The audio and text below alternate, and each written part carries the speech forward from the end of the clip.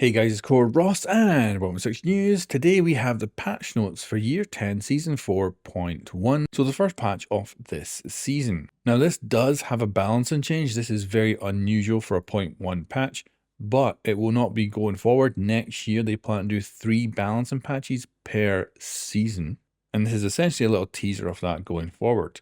So they're reverting the limb damage. This was a change that happened with the release of Siege X, and it basically lowered the damage taken when you were shot in the limbs.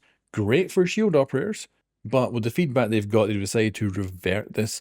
This was also going to be planned for the mid-season patch this season, but they decided to push it ahead and put it out now. Of course, with this being December, that means that you're not going to have many patches or updates because, of course, the Christmas period, a lot of people are on holiday, so we're most likely going to get this patch, and that'll be it for December, and then we'll get the next patch sometime in January. And this patch will also be adding the actual files required for the event, which is going to boot up on Monday, which is the special Year 10 event. Now, going through the bugs, there's nothing crazy in here, but there's stuff like mute signal jammer can deactivate fuse cluster charge. I'm assuming that's not the jamming effect. Maybe if you was to place one down when it's going off or something like that, it stops it, and they fixed that. But this is probably nothing major. And this is the thing, these 0.1 patches are usually just bug fixing for the most part, which this season does need. There's quite a few different bugs out there.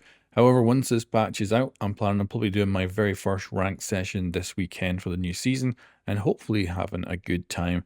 And I always love to jump in after the 0.1 patch because hopefully the game will be in a better case because of all these bugs getting fixed.